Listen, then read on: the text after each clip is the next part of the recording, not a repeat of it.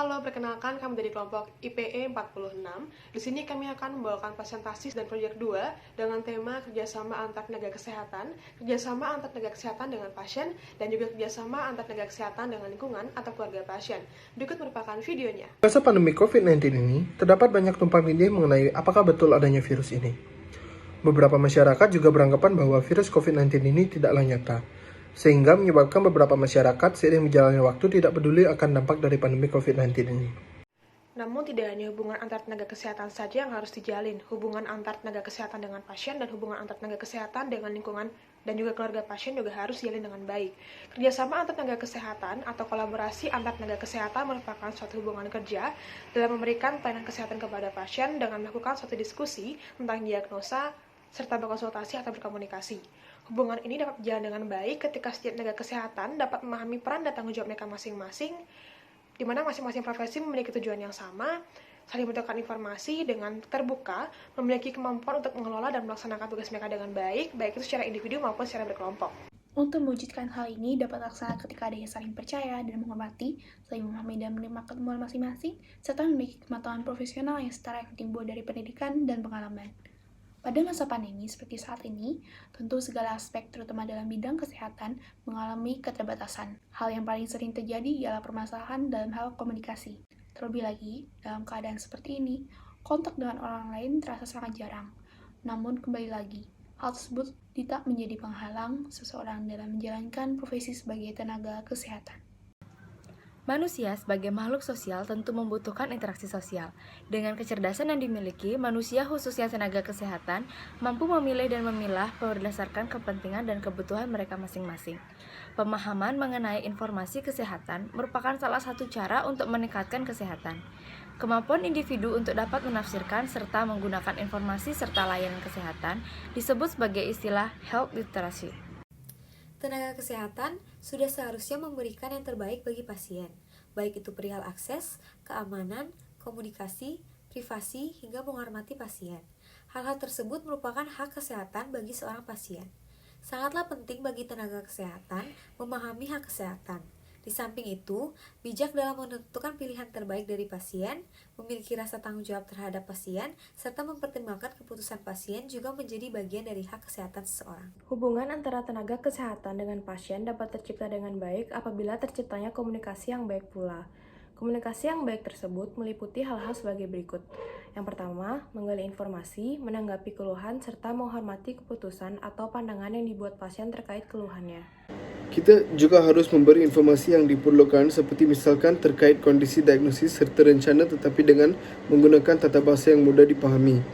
Informasi lain seperti penggunaan ubat-obatan, tujuan pengobatan, cara pemberian berserta dosis obat, efek samping yang mungkin ditimbulkan kerana pemberian obat juga menjadi hal yang patut diperhatikan dalam penyampaian informasi kepada pasien. Menyampaikan informasi mengenai keadaan serta rencana terapi berikutnya kepada keluarga pasien. Informasi yang tengah disampaikan harusnya terlebih dahulu disetujui oleh pasien. Membangun kepercayaan sangatlah penting dalam hubungan tenaga kesehatan dan pasien. Dengan kepercayaan, berarti seorang tenaga kesehatan memiliki modal untuk dapat menjalankan tugasnya dengan baik. Melalui kepercayaan juga, bukan berarti tenaga kesehatan dapat melakukan eksekusi dengan salah guna, karena kepercayaan pasien akan tenaga kesehatan bisa saja luntur akibat tindakan tenaga kesehatan yang terlalu gegabah. Pada intinya, hubungan tenaga kesehatan dengan pasien yang baik akan saling menguntungkan kedua belah pihak. Munculnya hak dan kewajiban sebagai akibat hubungan hukum antara dokter dengan pasien berpotensi memicu terjadinya sengketa antara dokter dengan pasien itu sendiri atau yang sering disebut dengan sengketa medik.